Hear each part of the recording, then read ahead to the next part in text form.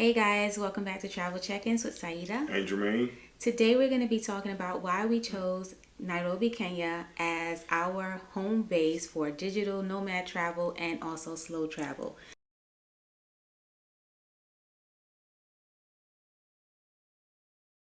So we're going to jump right into this topic. There's so many places we could have chose to live, but we chose Kenya. And so first we want to talk about what slow travel looks like to us. So Jermaine, there's a lot of different descriptions of slow Right. travel, but for us, what does that look like? Um, Really, instead of going somewhere days at a time, go somewhere either weeks or months at a time. That's basically slow travel to me, and not having to rush back home. Yeah, absolutely. Because, like, traditionally, the way we traveled while the kids were growing up is we would go somewhere for a weekend or we would go somewhere for a couple of days. And slow travel now just allows us to be in a place for a longer period of time and really kind of get to know that place and immerse ourselves in the culture. Yeah. Can you talk about why we adopted this lifestyle of slow travel versus just going and coming, going and coming? Well, I think it's just our personalities. We always wanted to travel anyway, right? Yeah. So I realize everybody doesn't really want to travel. We always wanted to travel since we met. I mean, that's probably one of the things that attracted us to each other. Yeah. So this is the first opportunity that we've kind of had to do that. Um, we're sort of slow travelers because, like a lot of slow travelers, they're going all year, right? Yeah. Pretty much. We're not really going all year. We always like come back to Kenya, right? We'll go somewhere for maybe a couple weeks to a month. Yeah. That's the plan, and then come back to Kenya 2 3 months, maybe leave again, that kind of thing. Right, because we were supposed to be in the U.S. for 3 months, and after 4 weeks, we're like, it's time to go back. So I think I was thinking, okay, so when we started out our slow travel journey, we were saying, okay, we're going to have Kenya as our home base, but we're going to travel 6 months out of the year. So we'll be in Kenya specifically for 6 months at a time, not consecutively, maybe not consecutively, but we were like, okay, we want to spend 3 months in, you know, Thailand and just go to different places in Thailand.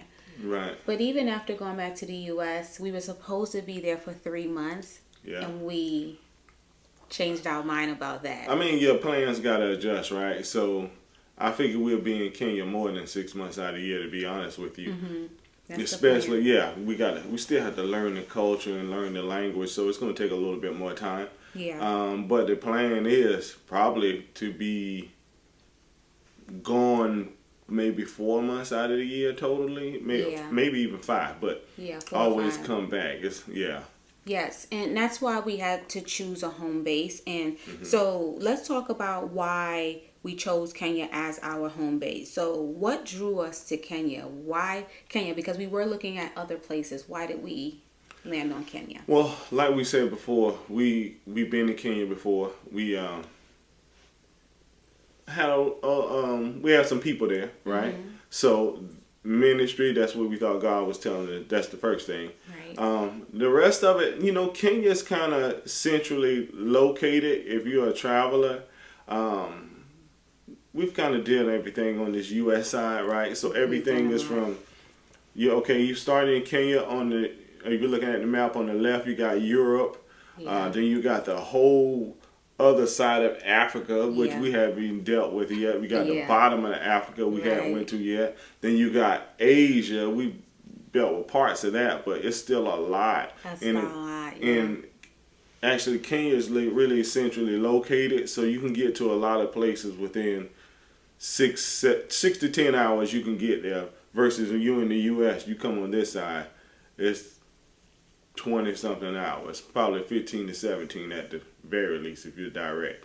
Yeah, guys, if you're enjoying this video, make sure you go ahead and subscribe to our channel. This is the kind of content we put out. Make sure you like this video so the algorithm knows that you want to see our content in your feed. And drop any questions or comments that you may have down in the comment section below.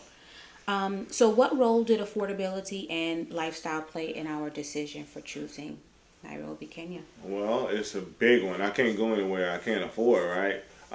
Nairobi is a place where you could and I think we covered this before. You could go super low or you could go super high. It's up to you. But compared to the U.S. or like the West, it's fairly cheap. I mean, if you're from the West now, you're not gonna go but so cheap. But your dollar does stretch a whole lot more, especially in food and stuff like that. Even in your lodging, it's a lot cheaper to rent in Nairobi and to own. That's what we're looking at now. Yeah, in the next getting couple into years, some real estate. getting into some real estate, having a place to call home. So Right. And some of the other big factors were the weather. Where we live, the summers are really hot. It's sweltering. And so I was really kind of leaning towards living in Thailand. it's too hot. Yeah, but the weather is so hot. And then we didn't really give a lot of thought to Dubai, but Dubai is something that kind of crossed my mind for Just a as hot. second. But it's also hot there. Yeah, it's hot. Because we were looking for like to be able to like have access to things that we have access to in America. We wanted to be able to move around and be able to eat and have easy transportation. And some of those places would include places like Bangkok or Nairobi or Dubai. Yeah, Nairobi to me is like it's my sort of place. It's not too hot. It's not too cold, like we said before. It's the perfect It's mix. chill. Yeah, it's hard to describe it until you're there. And if you're in Nairobi, right, you go somewhere else and come back, then you realize, okay, all right, I can see why people are moving to Nairobi. Yeah. Yes, absolutely. So now we want to talk about some of the challenges and adaptations. Like, what challenges did we face settling, or I'm not even going to say what challenges did we face. I'm going to say what challenges are we facing. So we can talk about ones that we did face and ones that we are settling into Kenya as our home base. I mean, right now, really, the only challenge is learning the landscape, right? Learning how government works. How is it to buy something? Learning the language. To me, that's the only challenge, because it's the same thing really as like if you're in the West, right? If you want to find something, you can find it for the most part. So that's not really going to be a challenge. But you have to learn the landscape. You got to know how things work, and otherwise you're going to get taken for a ride. So, but people are nice, all that kind of stuff. So that makes it a whole lot easier to be there. Yeah, so just piggybacking on what Germaine said, it would be the visas. Just like not having a straightforward path with the whole visa situation. So that would be one thing that would be a challenge. But we're working through the process, and like Germaine said, we're learning the landscape. Right. Because it's not necessarily even straightforward. It's just that it's very different from the right. US. It's just different. The red tape is different from the US. Like, we already know how the systems in the US work, and we're learning how the systems in Kenya work. The other thing would be so one of the challenges that could be something for someone is learning the M-Pesa system. Like, when we first got there, we had to figure out how do we access and utilize our money in the States in Nairobi. So the whole currency exchange. I mean, it could be, but actually that's fairly easy. Yeah, but it wasn't like something that we snapped our finger and right away You have to know. we were able to do it. No. It's like, okay, you had to learn the local system, which is M-Pesa. So one of the challenge that I think we're currently facing that is kind of a little bit of a hurdle to us settling into Kenya would be finding the exact apartment that we want and that we're looking for. There's a lot of apartments in Nairobi, but we are looking for something specific. There are certain areas we want to live in. There are certain areas we don't want to live in. Right. That maybe come highly recommended, but we've been around Kenya and we've looked at the different neighborhoods, and we know what neighborhoods we want to live in. We know what type of accommodations we want to live in, and that's an apartment. And can we talk a little bit about like what's been some of the challenges with some of the apartments that we've already looked at? I think, right, we got spoiled with our first place that we stayed at, right? With the sauna, the gym, all that stuff there, even the pool, but we had never used because Yeah, Nairobi's a little bit too cold for me to get in the pool. Yeah, the valet, how everybody that treats stuff, us right? there. Yeah. So when you going to look for an apartment, that's kind of hard to find. That we probably won't find that, just to be honest with you. Right. But And we're willing to compromise. We're flexible. Right. But the thing is, right, when you're trying to find a really nice apartment in Nairobi with those amenities, like what's a gym in Nairobi? A good gym, $100. So $100, that's $200 right there. I could be wrong, but that's what I saw. Yeah.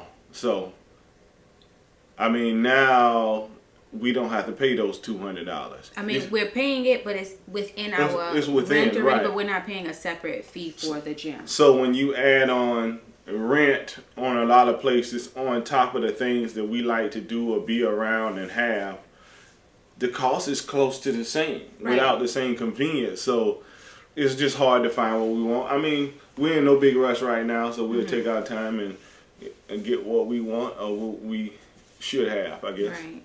And one of the challenges is the floor plans of the apartments in Nairobi. Like some of the apartments in like Kilimani and Kileleshwa, Lavington, I believe, they have like a certain floor plan, and the floor plans are kind of narrow style apartments. Right. We like more of an open concept. Right. So those are some of the things that are popping up in some of the other apartments that we're looking at and that we want to go and kind of tour.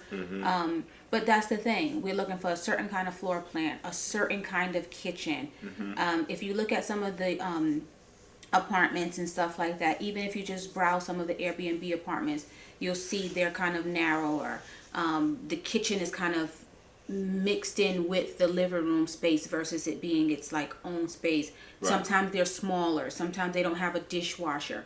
So there are certain amenities that we want in an apartment, which is why we're taking our time looking. We saw some, but it'll cost more than what we're paying already. Yeah. So, what we're looking for. Yeah. Washer, dryer, a state-of-the-art gym. Not just any gym. Like sometimes people are bad, oh, you can get a gym in any apartment. When Germaine and I look at the gyms that are there, sometimes the equipment is not up to par for the type of workouts that we want to do. And that's important to us. Fitness is very important to us. Faith, family, finances, and fitness. Those are the things that are important to us. Those are the core cornerstones of our family. And so gym is important to us. Right. And the fact that we've been exposed to a steam room and a sauna. Yeah.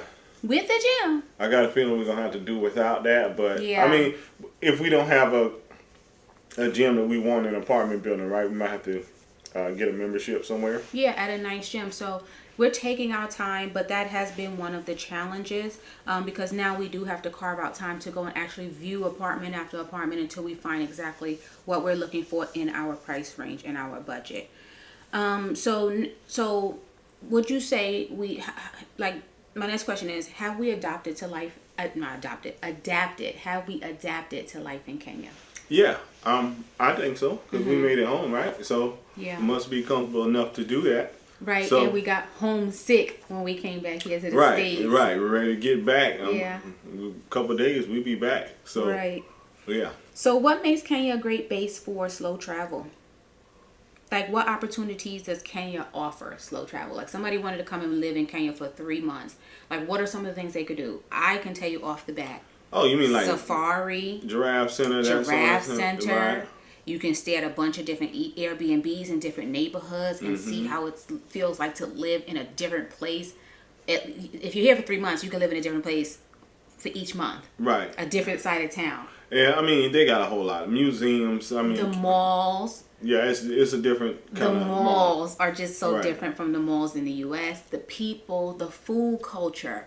Like, the food scene in Kenya and Nairobi is crazy. You can eat anything from street food to Indian food to anything. You can eat anything you want. Right, it's a lot of different cultures in Nairobi, too. So you don't have to just stick with straight Kenyan food or U.S. food or anything like that. You got Indian food. You got all kind of different foods there. Right. Yeah, I even seen Jamaican restaurants there. You got everything there. So it's a lot of stuff popping up around there. They have a vibrant food scene. And also, it's a central location if you want to explore other places. So you can come, you can stay in Nairobi for 3 months. You can hop over to the UAE. and you can go and see some of the different places within the Emirates. You can go over to Southeast Asia, South Africa, West Africa, or even East Africa got a lot of different.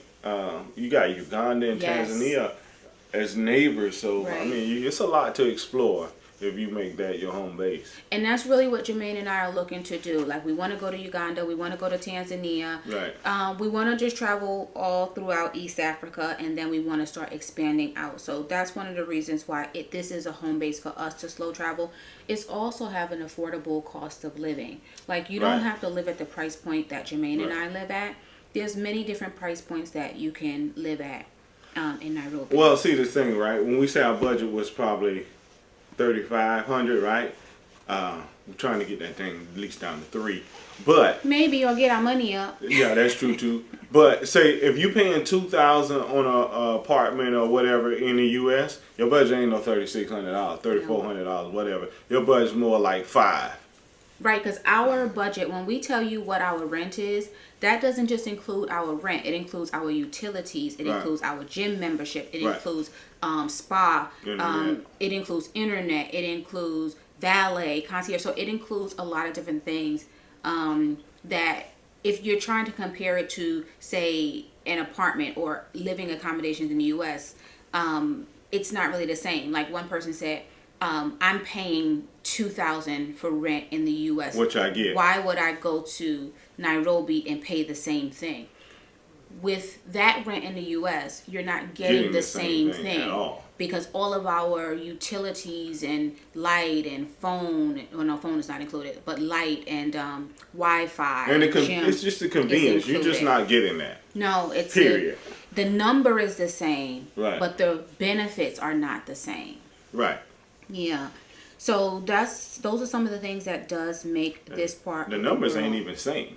Well, the number they threw out. Yeah, but then light bill and all that stuff. You say that number. Yeah, the dollar amounts you say are the same as ours. The dollar amount matches, but what you're getting and what we're getting, what we're paying for, is totally different. There's also I think would you say there's a vibrant expat and digital nomad community in East Africa? And not East Africa, but Nairobi, per se? You said, it has to be because they party all night long, right? And they say it's mostly Westerners. That's what they say. I mean, we see Westerners, right, when we go out almost every day. Yeah. Right, truthfully, we just not really around a lot of Westerners. We got, a few people we vibe with. Yeah. But for the most part, we are kind of with Kenyans for the most part. So. Yeah, we're not really part of the expat community, but we do hear that there is an expat community in Nairobi. And we stay loosely connected because you kind of got to. Yeah, and so there's expat events. Groups. So I can tell you this: there's expat events, there's expat groups. They do brunches, they do get-togethers, they do Christmas and New Year's and Thanksgiving and all these different things together. So you can be a part of that. Germaine and I are just busy sometimes. Right, super busy. It's hard to do that. And yes, our Kenyan friends are typically inviting us to things during the same time that the expats are having things, and so we have to make a decision, and that's kind of we go in that direction. So Germaine, what unique experiences have we had that wouldn't have been possible elsewhere in the last 4 months or 3 plus weeks, or 3 months plus a few days? You said that wouldn't be possible. Yes. What unique experiences have we had that wouldn't have been possible elsewhere? Oh, like we went out to out there, and the whole scenery is just different. I mean, the landscape is different. So well, tell them what Leparoo is, or talk to them. I mean, we went out to Leparoo because even some people in Nairobi be like, they've never been. Yeah, but that's near Isiolo. That's like we went out on a missions thing, right? And we have a video. Oh no, it's actually for our members only. Never mind.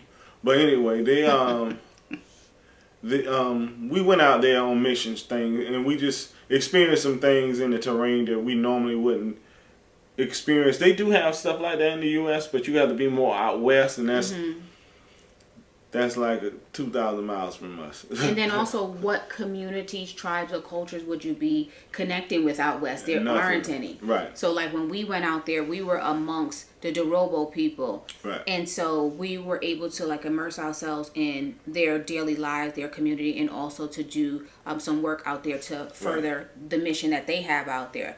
the things that they want, schools and lights and water and all of these different things. So it was good to be out there. A unique experience that I have that wouldn't have been possible. It could have been possible maybe elsewhere, but not in the U.S. per se, was getting my hair braided for such an affordable amount, and then also just living the last 3 to 4 months and really experiencing the life I feel like my dollars should pay for. But you just don't get that kind of life in the U.S. I mean, yeah, I understand why the U.S. is so high. Me too. I mean, but they about to run us out of the U.S., man. It's so high over here. Once you get used to not paying these prices, man. How much did we pay for dinner last night? Just the whole dinner, everything we ordered. Well, we only had to pay 40. But it was really $100 for dinner for the two of us. I don't even want to talk about that no more. So crazy. It's just high, and I think breakfast this morning came out to $68. It did, but we're not paying. But we're not paying that. But we know how to move. So make sure you subscribe to our other channel, Beyond Travel Check-ins, if you want to know more about how we slow travel and travel the world for especially from the U.S.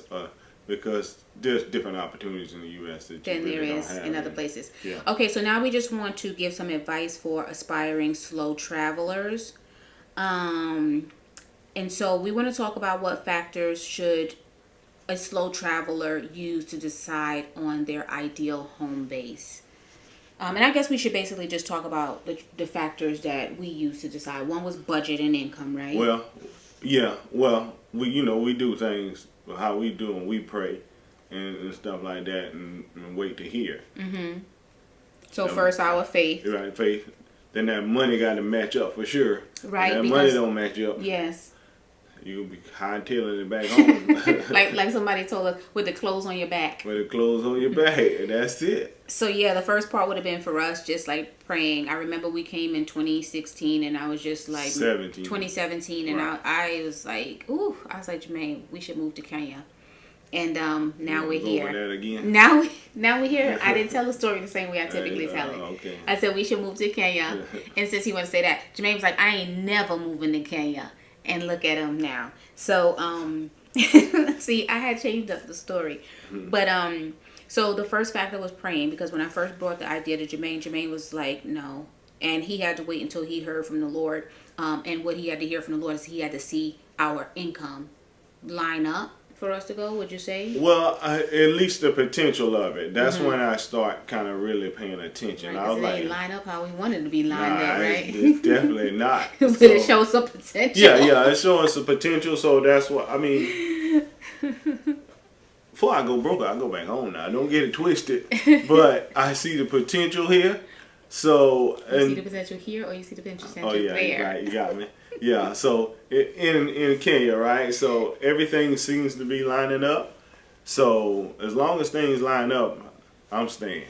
Yes, and you guys have been asking, or basically like, what do we do to make money? If you want to get information on those kinds of videos, make sure you subscribe to our other channel. What's our other channel? Beyond Travel Check-ins. With Saidah.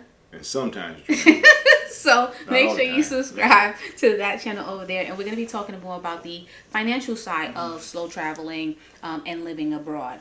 So our prayer and faith was the first part. We did talk to our pastors about going. We let them know. We talked to other friends who we know are believers, because the Bible says in the multitude of counsel there is safety. Right.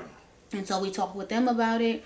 Then we had to wait for the budget to align and the income to align. Because it said money answers all things. So right, because you got to have the money. We had questions. We was like, can we move to Kenya? Right. And the money had to say yes, right? Right. Because money talks, right? Right. And money also has ears. So, you could talk to the money, and then also, money talks. If you don't have the money tell you where you can live. Yeah. Where you can go, what you can eat, what you can wear. They show the will. So, yeah, money talks. The other thing that was a factor for us in deciding on our ideal home base was weather, right? And we talked about that. And that was the first thing I noticed when we came back. Yeah. And we came back to a warm place. San Diego was warm. Yeah. But it was still so breezy and cold. Because even though it's warm, they still get cold spells. We just happen to fall on that spell. Mm-hmm. But for the most part, from what they say, it's supposed to be like Kenya. There's only one place that from what I understand, is like Kenya, and that's Hawaii. Okay. Now they said Hawaii might be the number one in the world. I hadn't been there yet, so my number one right now is Nairobi. Yes. Right. As The far weather as is weather just goes. perfect. And ever since we got back to the U.S. for the holidays, we have been chasing the sun. We stopped in San Diego. We wanted to go to Phoenix, Arizona. Then we we came to South Carolina, and it was just brick. It was freezing cold. Driving up a storm, And getting we out of this cold. right after Christmas, we hightailed it down to where we went to Alabama. Florida. Then we went to Florida. And even then, it was some Cold. warm days, but it was cold because we didn't go to South Florida. Yeah, it was, I think, like 70 is the We had some warm days, Fahrenheit. and we were so- by the beach. Right. So we But spent New Year's at it the wasn't beach. warm, It was freezing. The night we went out to the beach for New Year's, it was freezing cold. Oh, yeah, it was freezing cold. So it was so cold, I ran. Yeah, you did. I ran back to the car. Yeah. So It was cold. it was freezing. So weather is one of the things. Now, for some of you guys that have kids, and like when we talk to our daughter and son-in-law, the education system is something that is important. And I will tell you guys, like, if I had kids, if Germaine had kids, and I don't know, he can tell you his point, but I would bring my kids to Nairobi and enroll them in school here. I could see it now. Yeah, but before I couldn't, because I was like, but then you talk to people and you realize, I've known people, they have gotten scholarships, their families getting scholarships, their kids are getting scholarships, so evidently it's something in Kenya. We where run you into can make so it. many people that they get scholarships to go to school in the U.S. And so now we realize, abroad. And so now we realize if we would have brought our children over here, brought our children to Kenya or to Nairobi years ago, it would have been okay. That's one of the things why we put it off, because we wanted to let them graduate from school, start college. Yeah, the only thing is in Kenya you're going to work for it. Oh yeah. In the U.S. you don't quite have to work as hard to get in college, to be honest with you. You don't. You do have to work hard to get in the Ivy League. Oh, well, that's something different. Yeah. That's a whole different, but that's not. Yeah, but education system one thing that you should consider. But it's cool. Yeah. What about country security? What do you mean country security? Like when somebody's going to a country, right? Do you think they have to know like what's really going on with that country? Like when we were coming to Nairobi, remember there was the protests and stuff, and people were like, oh no, you're going to Nairobi, you're going to Kenya. Yeah, but you got to know somebody there, right? We always say you need boots on the ground, so our people told us, it's all right, don't worry about it. We got some stuff going on, but you'll be okay. I mean, they did a little something right after we left. Nobody we know harm, right? Yeah. I mean, every country has little things going on. So you just can't just because somebody says something on the news, right? You can't just be scared off. Now you got to use your common sense. But if you got boots on the ground, people you that's trust, the thing. You can use. Tell you. I mean, Germaine just says that because that's an American thing to say. You got to use your common sense. You do have to use your common sense.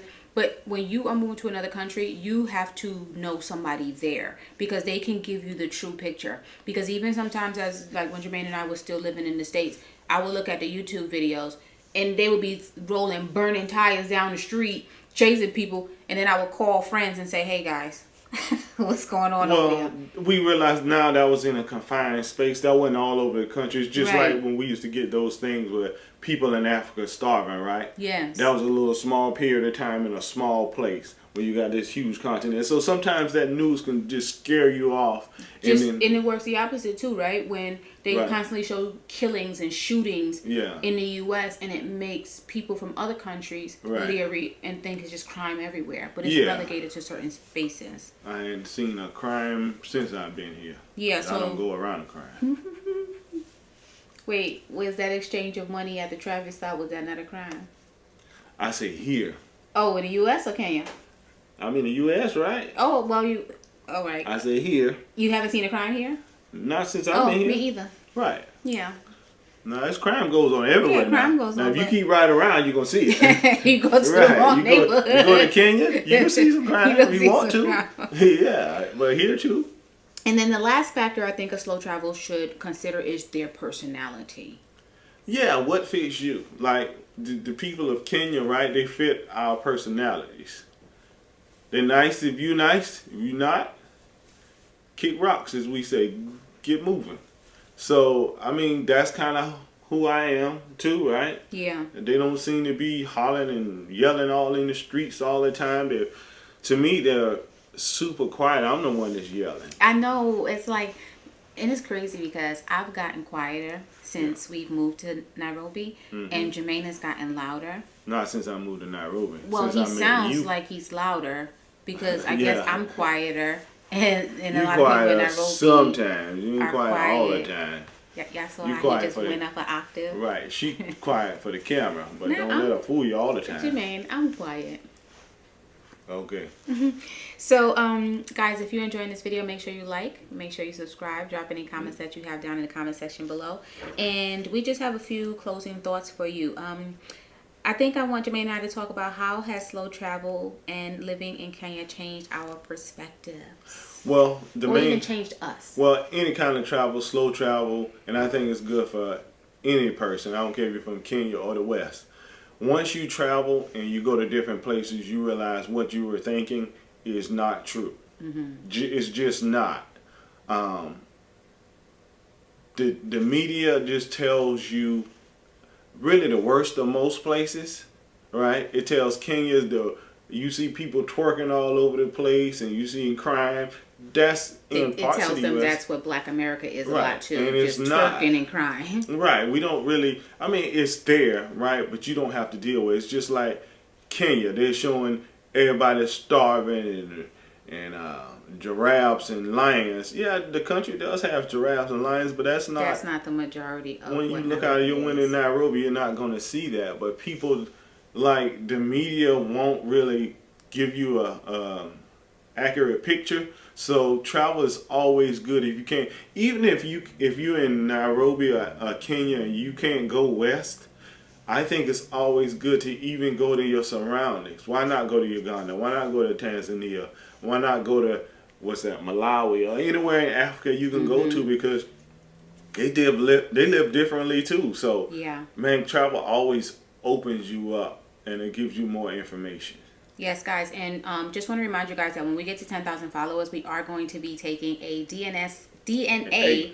DNA/genetics test. We are so looking forward to that. Every time we look at the followers, we're like, "Oh, come on, guys, let's get to 10,000," because we've been researching the DNA, the different DNA and genetics tests.